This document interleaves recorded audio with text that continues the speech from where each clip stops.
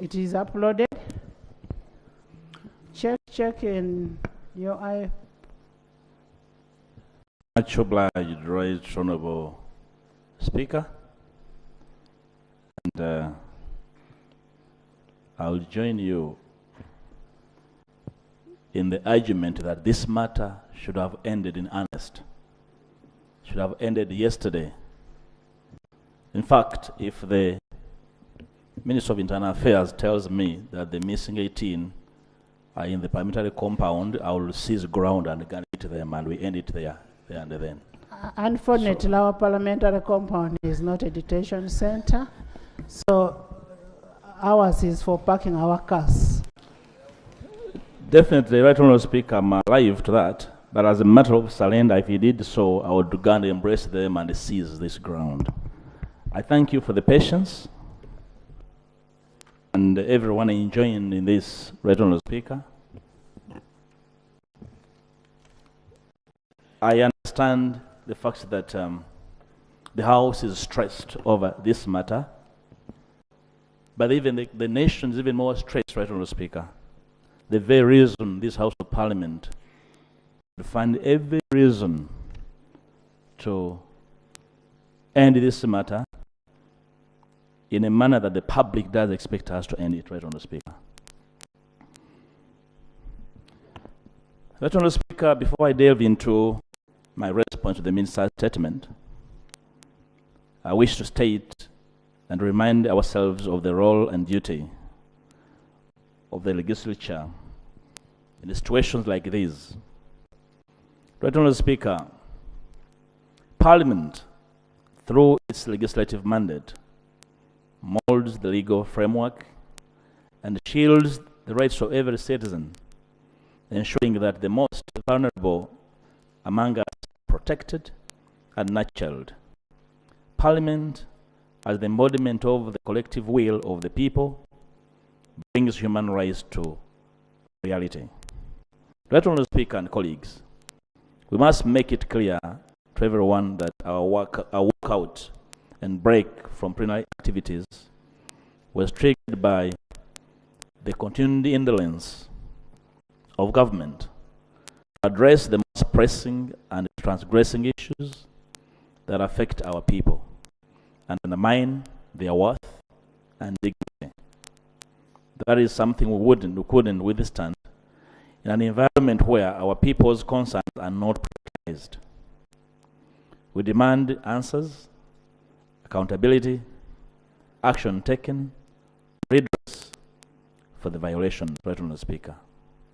The government should take full responsibility for its citizens as espoused in the international and national legal frameworks to which we subscribe, Right Honourable Speaker. Right Honourable Speaker, like the previous statements on the issue, the government has again taken a defensive approach to matters in which it is supposed to take a lead role in investigating and finding redress to the public outcry. It is not right and proper, Right Honourable Speaker, for the government to merely dismiss issues summarily without giving due regard to the overwhelming evidence presented at various fora. Besides the condescending style and language used in the Minister's speech, Right Honourable Speaker, we have found his statement to be extremely disparaging, detached, and frosty to the victims and their respective families. It should stand rejected in its inadequate stance, Right Honourable Speaker. With a view to keeping our focus on substantive issues, I will not respond to the assertions that are apparently intended to divert us, Right Honourable Speaker. On another day, we shall indulge in the figures and rankings of our country on an international scale in as far as human rights are concerned. That's not for today. As for now, let us first discuss the issues of disappearances and arbitrary killings in which the government is not only implicated, but has also failed to conduct and present to the public comprehensive findings. I hope in that regard, the minister will be proud that the 18 missing persons are isolated incidents, not warranting state intervention. Right, Honourable Speaker and colleagues, I'm sure most of us were here at the return of multi-party politics in Uganda. I can certainly state that it was never the decision of the ruling government to reverse the movement system. It was the decision of the people, and this did not come on a silver platter. Most of us are not strangers to these processes. I know for a fact, like most of us do, that this has never dawned on the ruling party that other political parties and actors deserve space or even a right to advance their ideas and philosophies. Lord Honourable Speaker, back to the human rights concerns we raised vis-a-vis the minister's statement. I must state at the earliest that no response was made to the issues we raised. The minister's statement was purely a political narrative, instead of giving the country a detailed and specific account of missing persons and remedy to their families. I would particularize the issues, Lord Honourable Speaker, with their attendant titles. 1. Failure to conduct investigations. Lord Honourable Speaker and colleagues, throughout the web of denials in the minister's response, the most evident and striking attribute painted thereon is that no investigations were conducted at all. We are saddened by government's inaction in the face of these gross violations. Yet time is fast running. The victims continue reeling and harrowing in pain, despair, agony, and anguish.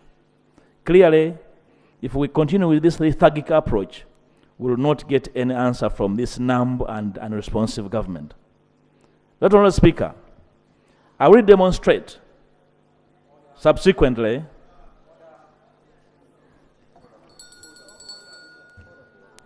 Order for what? Pardon?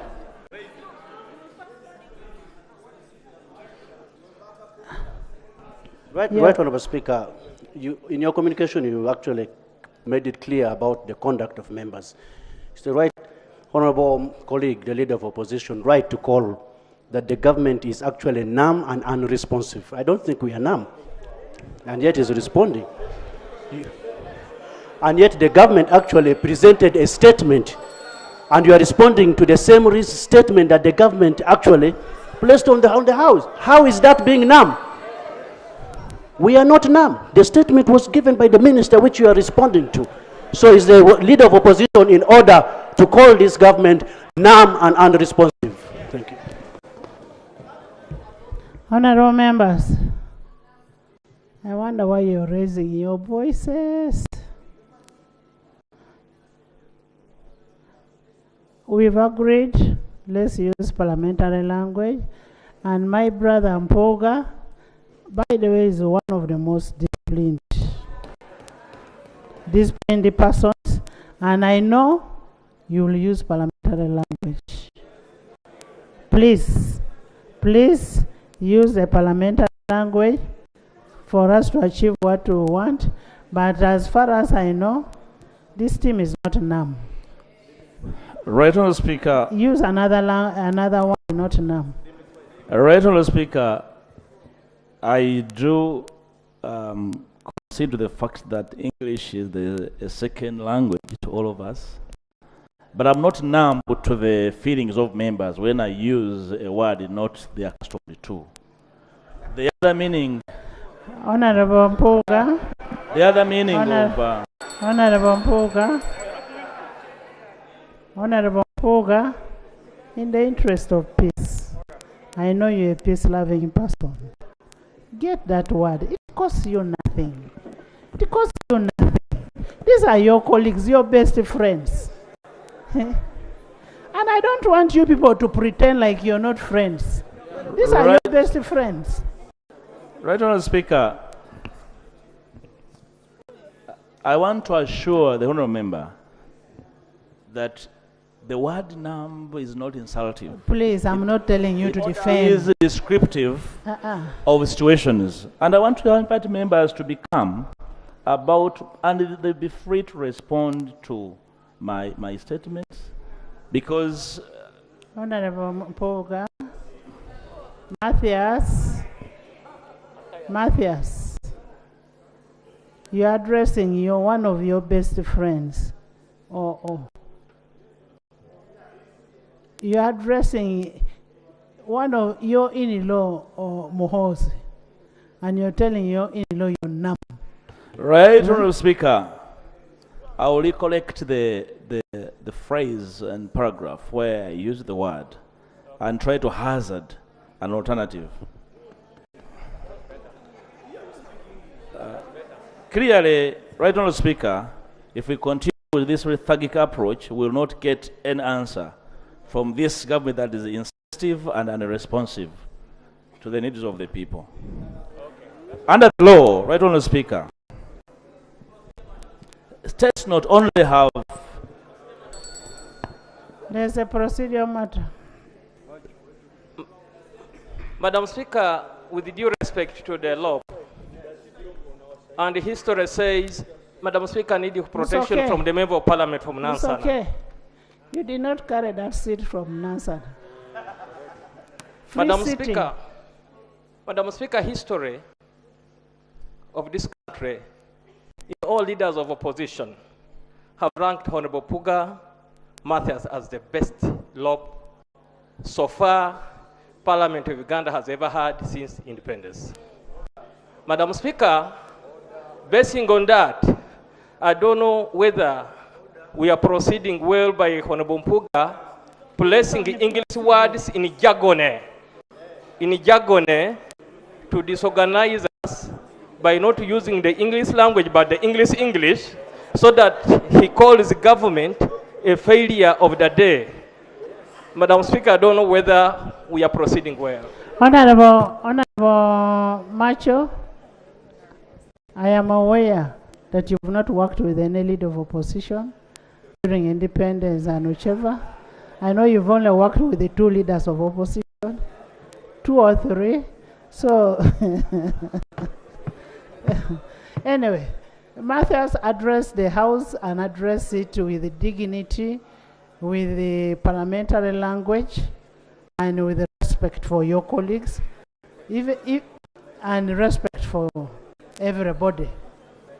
Right, Honourable Speaker, I want to assure the House of my utmost considered respect, and I should not in any way and any terms be deemed to be disrespectful of colleagues. Right, Honourable Speaker, I desire that that assurance rests with every spirit. Right, Honourable Speaker, under the law, states only have to refrain from intentional and unlawful deprivation of life, but must also take appropriate steps to safeguard the lives of those within their jurisdiction.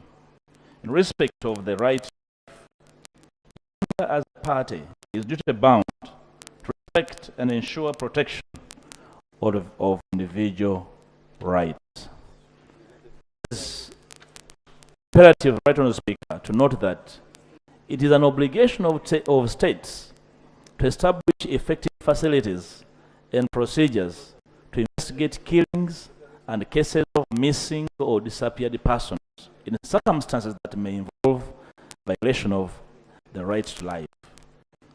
Right, Honourable Speaker, I'm going to lay a series of attachments after my presentation, and one of them is a reference to Article 2 of the International Covenant on Civil and Political Rights and the African Charter on Human and People's Rights, to which Uganda is a party and therefore bound. Right, Honourable Speaker and colleagues, the responsibility of the state to proceed with an effective investigation is engaged, even when there is no evidence that agents of the state have been implicated in the killing or disappearance, and even if members of the victim's family or that have not lodged a formal complaint about the killing with the authorities. This duty is most stringent when the disappeared person was held in state custody. In such circumstances, it is incumbent upon the state to provide a plausible explanation as to the detainee's fate, as well as to ensure that some form of independent monitoring was undertaken. During the time we have been away, Right Honourable Speaker, from plenary, we have managed to reach out to families of the missing persons. Their revelations are quite touching and detail very well the state offices they have approached and how they reacted to their approach. Right Honourable Speaker, I'm going to lay videos of this for your consideration, and it will have the House properly should there be need to make a reference. I'm going to lay them. In light, I will highlight some of You laid the video evidence after I've looked at it personally as the presiding officer much in better my Speaker. office. Right Honourable Speaker, Then you will bring it. that's why I not made a prayer to play it, Okay. but make it available as House property Okay. for your consideration. I will highlight some of the cases that clearly indicate glaring contradictions in the statement presented by the Minister vis-à-vis statements obtained from the police, witnesses, and other state departments. I'll make a few highlights, not the entire 18.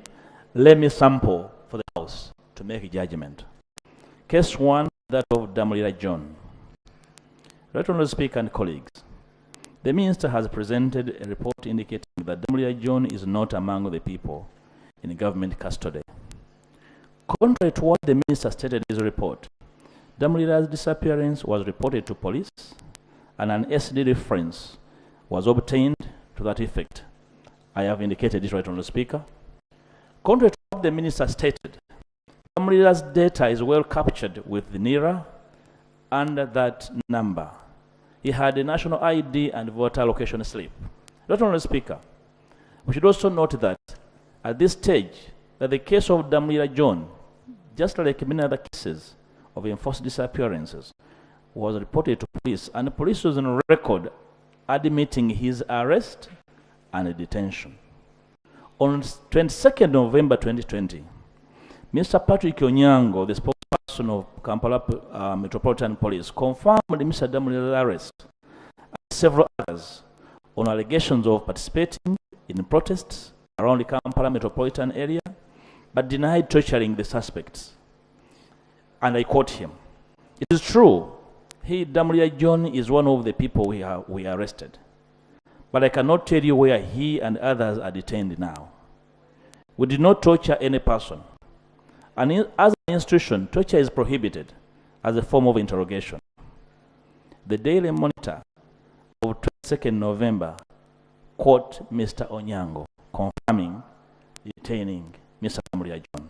Right Honourable Speaker, Damulira John's matter has been investigated by the Uganda Human Rights Commission, the Central Regional Office, and in a letter referenced, quoted, and dated 9th December 2020, addressed to the CMI, indicated that the Commission carried out investigation at Central Police Station in Kampala, and it was established that the victim, Damulira John, is being detained at CMI Kampala. Right Honourable Speaker, that's correspondence between the Human Rights Commission and the Uganda Police. Right Honourable Speaker, for your information and the information of members, the relatives of Damulira John on 11th January 2021 reported this matter to State House as well, who in turn forwarded the same to the Uganda Human Rights Commission for further management. I have attached correspondence between the police and the Uganda Human Rights Commission on the arrest of Damulira. Right Honourable Speaker, invariably, this is a matter in dispute, and we have situated Damulira at CMI. Honourable Speaker, John Kochibalama. The Minister denies knowledge of the holding point of John Kochibalama, which contravenes what the Prime Minister, the Honourable Nabanja, asserted during the press interview in the corridors of Parliament. She had this to say: "But we are fortunate that Chibalama was traced. He was arrested, and recently in October, in a place called Kakiri. And he is one of those that killed. He claimed to have killed the police officers in Chimuga and other places. Honorable Speaker, a missing person case for Chibalama was at Nakanyonyi police station under that reference a day after his abduction on June 3rd, 2019, discrediting the minister's narrative that the family did not contact the police for any remedy.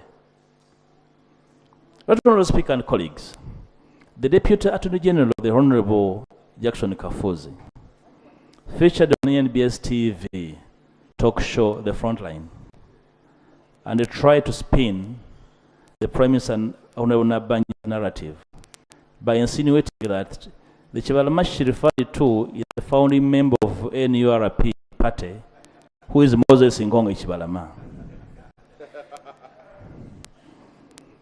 Honorable Speaker and colleagues, when the Honorable Kafuz was challenged by the show host, who replayed the Honorable Nabanja's bite, he rephrased this statement and said, she misspoke. I don't know what that means.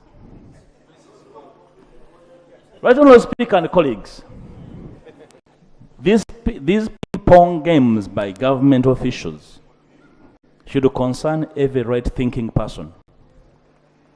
The attempt at this spin clearly shows how sections of the ruling party hold Ugandans in contempt and will not stop at anything to show disdain for them. The Prime Minister is on record of Parliament over her total knowledge as to the arrest and whereabouts of Chibalama, and we took her for her statement on record. Right, Honorable Speaker, Mr. Chibalama was fully situated. Top government officials are aware of his whereabouts and how they handled his arrest. Right, Honorable Speaker, the case of Mr. Wangolo Dennis, I am sampling a few for the attention of the House. Mr. Wangolo was picked from his workplace at Chebando taxi stage and bundled into a drone alongside 5 others, namely Nwagaba, Katende Bernard, Samba Silas, Kasato, and Zimla Dennis. The abductees were taken to Kakiri Army Barracks, where they were tortured, and they fully released save for Zimla and Wangolo. This abduction was witnessed. Excuse me, young, please first come back, huh? Come back. Sorry. I didn't want these leaders of Uganda to live without being recognized. In the public gallery this afternoon, we have pupils and teachers of Albert Cook Memorial School from Kasanda District, represented by Honorable Patrick Samba Oshabe. Please stand up. Your member of parliament, where is the Honorable Oshabe? And is your member of parliament is around, is just very busy. He's always very busy, but he's a good member. And represented by Nabagabe Lule Flavia. Thank you so much for coming, and come again. Join me in welcoming them. Okay.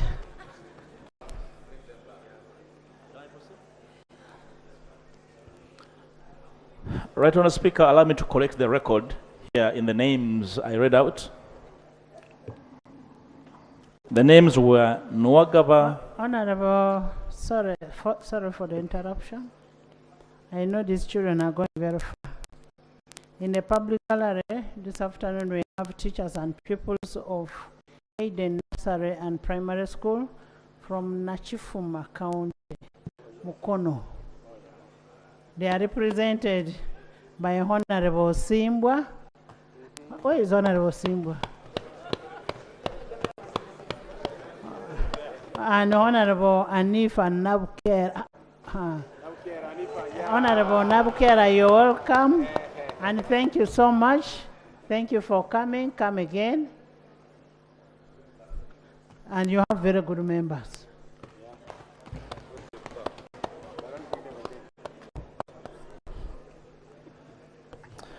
Love. Right now, Speaker, I was praying to correct the record put on the Hansard that the names were Nwagaba, Katendi Bernard, Sambwa Cyrus Kasato, and Zimla Dennis. Sambwa Kasato is one person, Mr. Speaker. Okay. The abductees were taken to Kakiri Army Barracks, where they were tortured, and the fall released the cell for Zimla and Wangolo. This abduction was witnessed by the area residents and an authoritative source, the Elson chairperson, Mr. Mwanje Richard. Mr. Speaker, neither records have proved the existence of Mr. Wangolo, contrary to the minister's claim that he is fictitious, that he has never existed. Last, Mr. Speaker, Mr. Semuddu Michael Jackson. The kidnap case of Mr. Semuddu was reported by his relative, Mr. Kafero Michael, at Old Kampala Police Station under that reference on 26th of November 2020. His credentials at NIRA show that he was registered under that number.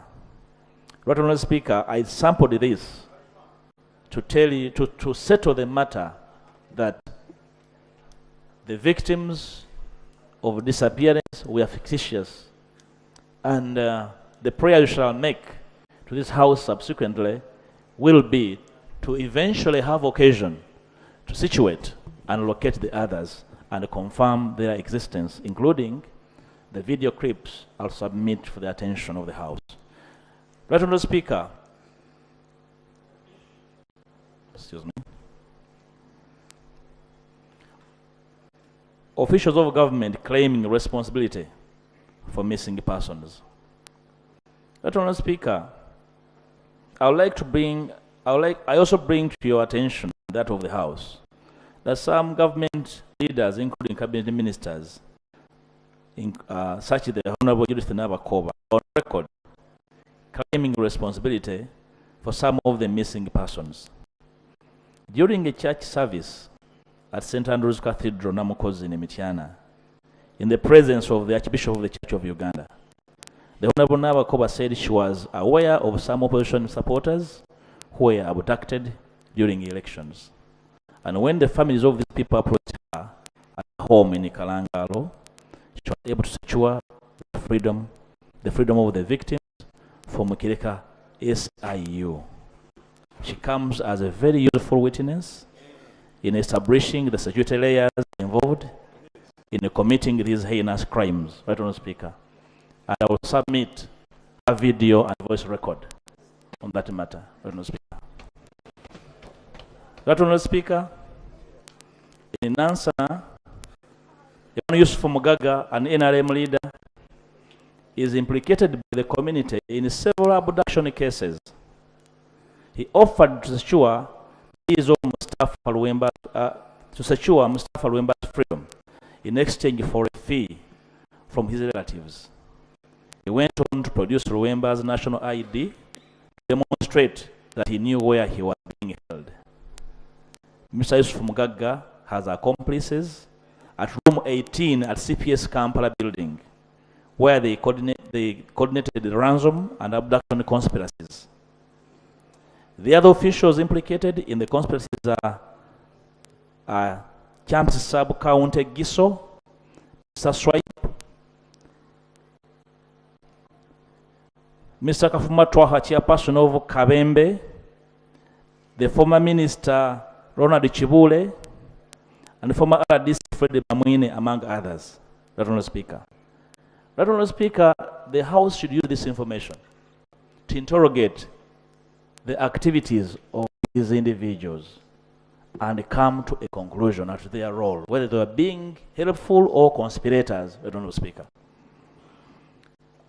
Right, Honourable Speaker, on claims that security forces use reasonable force during operations, on countless occasions, security forces have been captured on camera, sharing and beating up subdued non-combatants.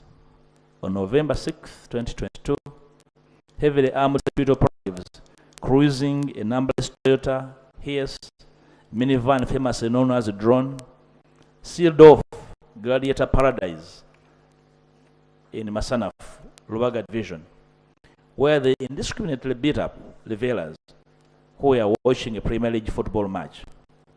In the scuffle, Kavuma Jamshid, a member of the security detail of the opposition NUP party president, was subdued, handcuffed, and shot as he inquired about the basis of his arrest. I refer the House to the BBC documentary entitled Drones, Vans That Take People Away, dated 13 February 2023. I have attached the record, Madam Speaker. On November 18, 2021, Madam Speaker, Sheikh Chilevu Muslim Khalid was subdued as recounted by his wives, Amina Nabada and Sophia Nakacho, handcuffed and shot dead. In the sight of his children, despite peacefully submitting to the arresting officers to take him for prosecution. I refer the House to the RN report titled Family Disputes Police Narrative on Killed Sheikh Chilevu. Madam Speaker, the evidence of his killing was all over the place and the circumstances. On May 8, 2023, Hamid Muyodi, an NUP supporter, was shot in the thigh inside the Toyota Hiace minivan that contained JAT officers who had come to arrest him for unsubstantiated allegations. The security officer who shot Muyodi was neither charged nor court-martialed as demanded by the law. But the Kampala Metropolitan Police spokesperson, Luke Owesegire, described the tragedy as an accident. Right, Honourable Speaker, we're waiting for a report of the occurrence of that accident inside the van. Right, Honourable Speaker, not forgetting the March 2019 extrajudicial murder of Ronald Sebulime, who was handcuffed and shot while in the custody of police in a police patrol, alongside several security-inspired terror against members of the fourth estate, the media, and the peaceful protesting media, medical interns, and doctors that have occupied a fair share of this year. The excess brutality meted out on minors found at the Kawempe residence of Sheikh Yunus Kamoga is still fresh in our minds, Right Honourable Speaker. Relying on some of these cited incidents, Right Honourable Speaker, therefore, I strongly reject the position of government that security forces use reasonable force when conducting operations. I therefore insist that our report highlighting the security excesses was factual and premised on precedents, accounts of witnesses, and other credible sources who preferred anonymity for fear of reprisal, Right Honourable Speaker. Right Honourable Speaker and colleagues, on the issue of compensation talked about or mentioned in the report, it is on record that General Museveni pledged to compensate the bereaved families of some of the victims of the November 2020 riots, especially those he had categorized as non-rioters. 3 years later, nothing in that regard has been effected.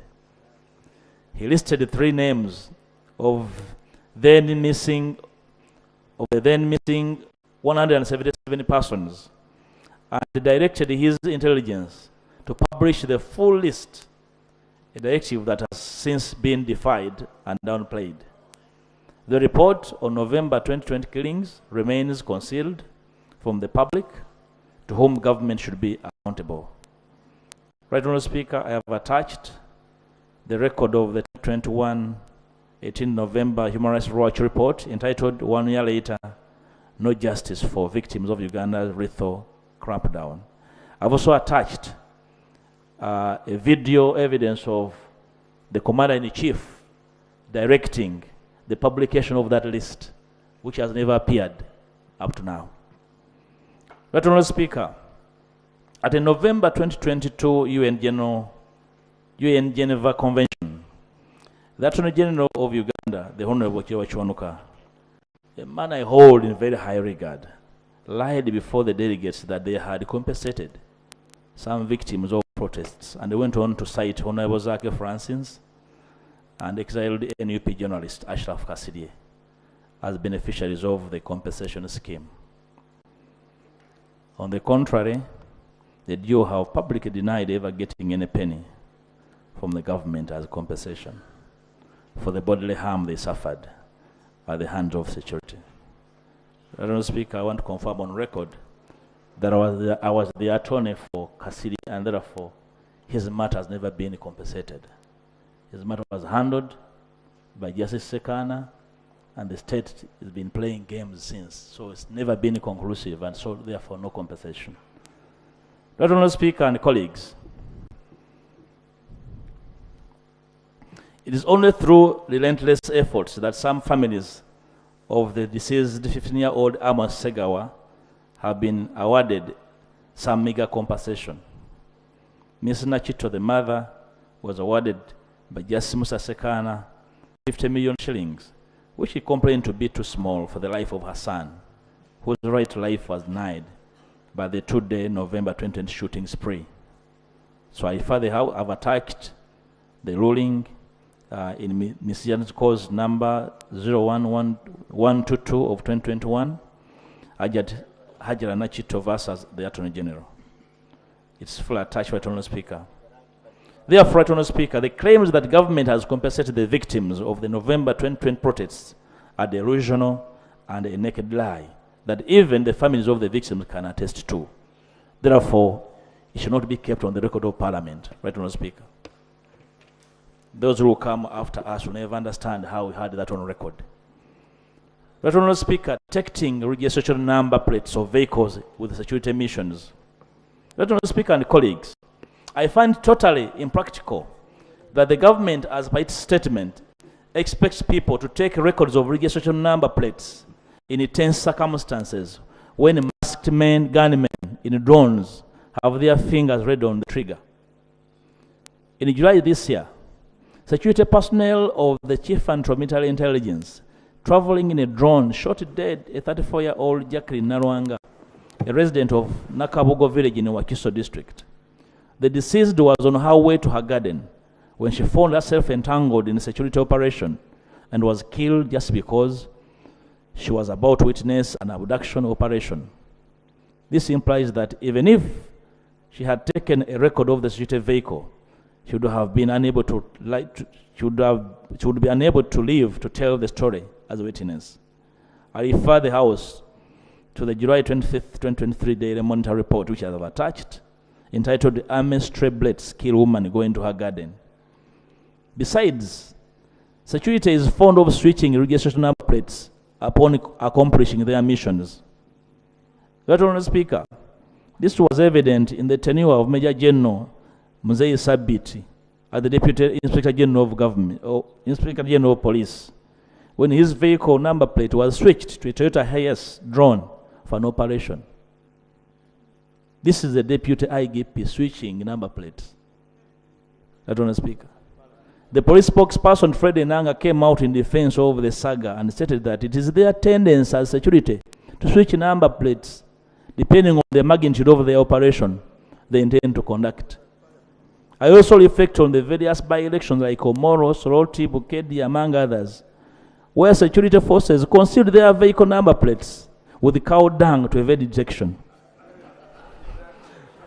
Were you in Bukedia to say that?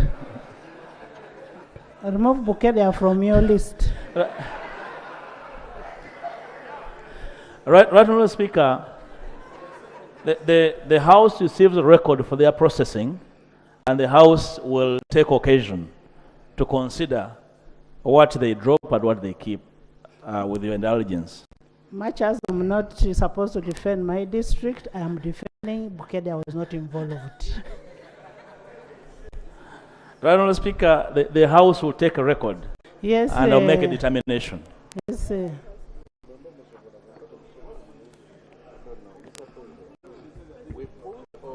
Right Honourable, this is a House of Record, being Parliament. I rarely interrupt very decent men like Honourable Mpuuga.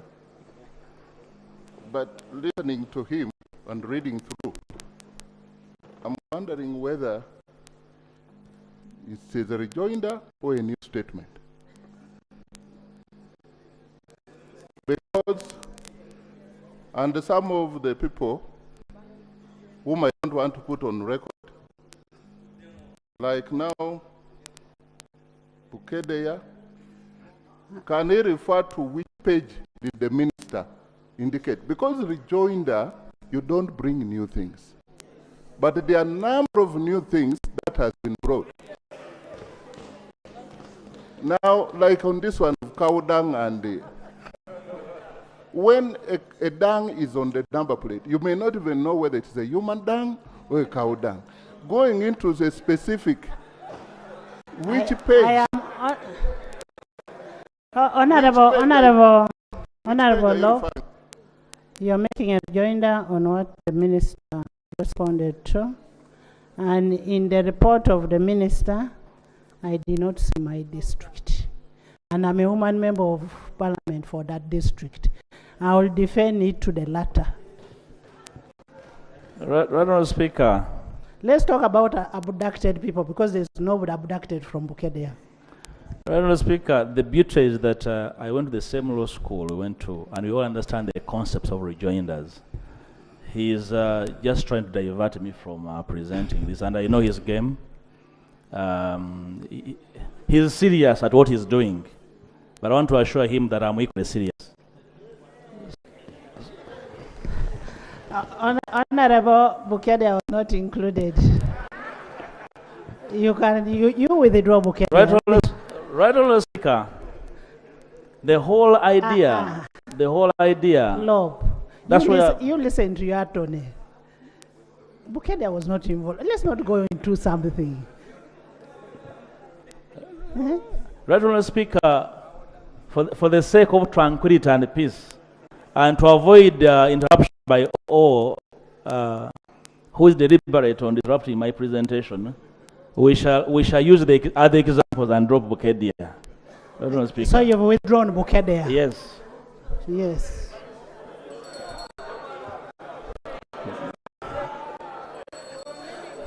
Yeah, no, yes, withdrawn Bukedea. Honorable members, let's sit, let's wait. Honorable members,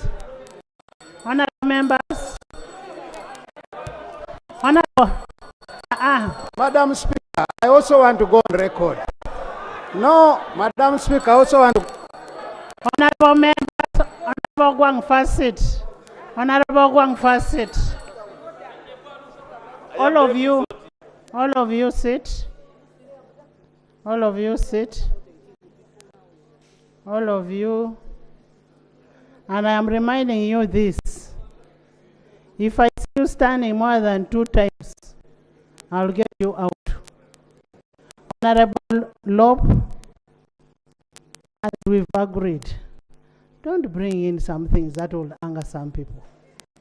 Let's talk about the 18 people, the shrinking in space, all those kind of things.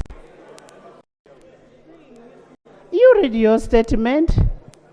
Right, Honourable Speaker, I want to assure the House that I'm very methodical. And members, I will give you time to debate. I will give you members. I want to assure the House that I'm very methodical.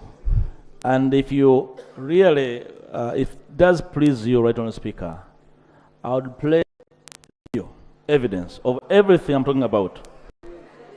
Otherwise, can you go to your report? Thank you, Right, Honourable Speaker. I can understand the discomfort And I want this rejoinder is bringing. Right, Honourable Speaker. Procedure matter. Thank you very much, Right Honourable Speaker. Right Honourable Speaker, the issue, Honourable OO raised a pertinent issue on the rejoinder.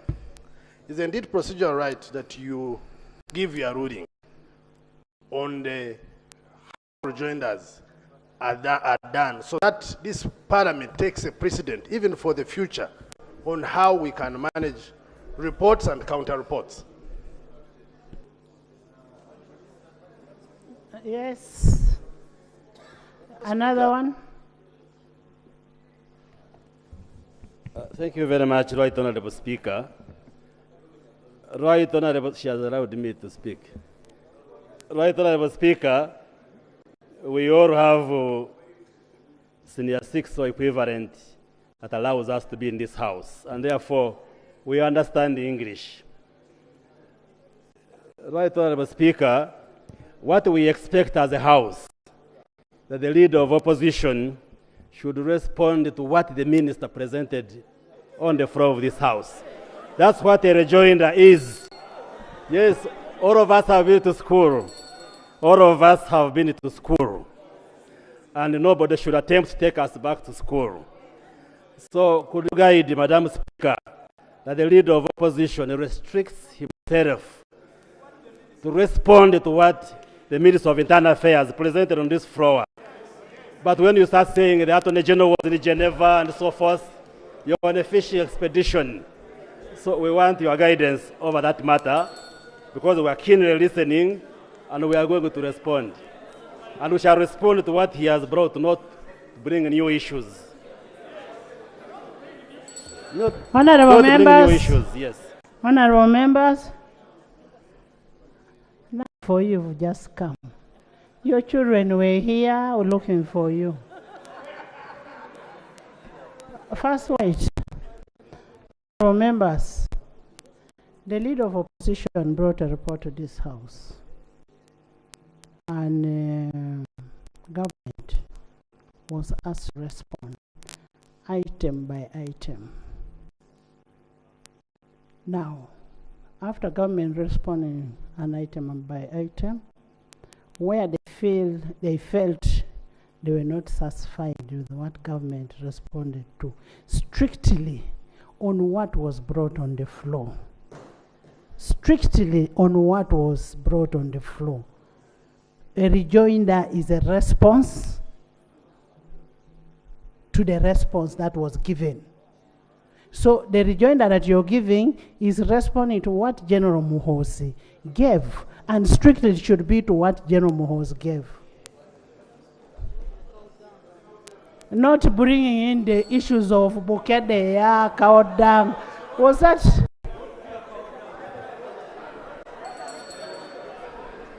Guidance, Madam Speaker. Guidance, Madam Speaker. Yes, you're conflicted. Me? Yes, you first sit. You're making a guidance on my ruling. Okay, let me give Nwagaba to speak, not you.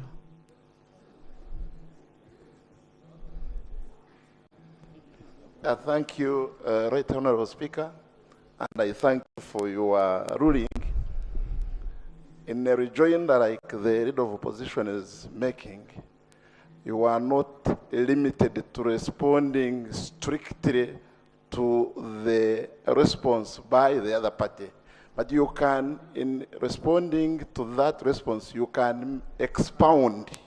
And what the leader of opposition is doing is just expounding when he is rejoining. Can I have Kiror? Kiror?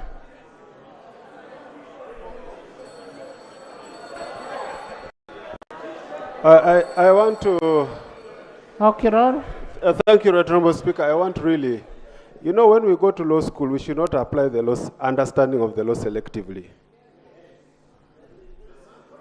If we choose to what benefits you, that would be very mean of us. We have you can be senior, but you have not read the law and understood. You get it? You see? Right Honorable Speaker, I think let's apply the rejoinder in the strict sense. We have chosen to use the word rejoinder. If an application has been filed and somebody has done a reply to that application, and the court gives you the latitude to do a rejoinder, it is not to open the Pandora box. No. You rejoin to certain specific issues which have been raised in the response, which you want to clarify on. But you don't broaden it. And those are the rules. Honorable Fox. I thank you. I thank you, Right Honorable Speaker. Can I have silence? Right Honorable Speaker, matters of human rights should never divide us. We should all speak with one voice when it comes to matters of human rights.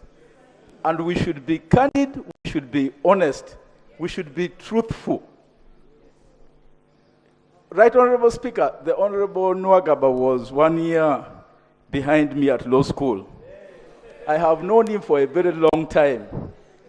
And the Honorable Nwagaba knows that a rejoinder is restricted to matters already canvassed. The matters must have been dealt with, and you only rejoin to matters that were raised. Right Honorable Speaker, the law... Fox, is there a difference between a reply and a rejoinder? Yes, Right Honorable Speaker. Because what he's talking about is a reply. Right Honorable Speaker, you are absolutely right. And what we are dealing with this afternoon is a rejoinder. The law, whom I respect immensely, should do us a favor and restrict himself to the matters that the Minister for Internal Affairs raised. Right Honorable Speaker. Honorable members, when you're making a reply, you often suggest and make a thorough response for one to believe whatever you're saying. You can even go beyond what was mentioned. That is a reply. But now when you look at a rejoinder, it is restrictive to what was raised, the objective of what was raised. Honorable Loeb, why don't you give your response to what was raised? Right Honourable Speaker, thank you. Actually, I can confirm. I can tell you to stand up. I can confirm, Right Honourable Speaker, that many a member did not read the minister's statement. In fact, the subtitles I am offering in my rejoinder are picked from the minister's statement. I can confirm they don't read it. You respond to the minister's statement. And I am surprised that they are supplying a diversion in this house. Each of these subtitles is picked from the minister's statement. You respond to the minister's statement. Yeah, and I would like members to really pay attention. And I'm trying to look for the source of the discomfort, and I'm not getting it. Honourable Speaker. Please go ahead and reply the minister's statement. Honourable Speaker. It's on page 11. You tell them the page where you are. Trying to remind members that the subtitle I was handling is titled Detecting Registration Number Plates of Vehicles in Situated Missions. Because the minister said that the public is duty bound to detect and report car number plates. And I am reporting a serious disability to the public in detecting this car number plates. Is that an import? It's not an import. So, Right Honourable Speaker, I am responding in very strict terms so that the House can understand the factors under which the minister's demands of the public are improbable and out of space. Right Honourable Speaker, the BBC documentary entitled 3 Killings in Kampala clearly showed clues on the police vehicle that was involved in the murders along Kampala Road in the Central Business District, which is dotted with cameras. If the security cared to apprehend the crew on UP 99917, it was upon them to rely on the CCTV footage to trace the movement of this particular vehicle. The police have the capacity and infrastructure to revisit the CCTV records of November 18th to 20th to detect the route of the killer patrol cited in this documentary. I am privy to the fact that, Right Honourable Speaker, the same security operatives heavily relied on these CCTV records to trace for suspected protesters, as well as crack down on NUP activists who would later on be disappeared by drones. It is therefore deliberate that security does not crack its own errant personnel despite the presence of CCTV equipment to do so. The last time we checked on the killer patrol, UP 99917 was stationed at Katwe Police Station in Kampala. The Internal Affairs Minister should be able to effectively use this information. Right Honourable Speaker, alleged uncooperative attitude of relatives of the missing victims.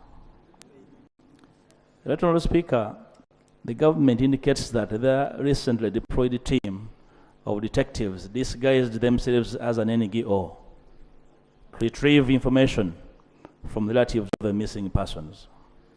The minister did not satisfactorily delve into the ingredients of what their intelligence come NGO obtained from the bereaved families of the missing 18.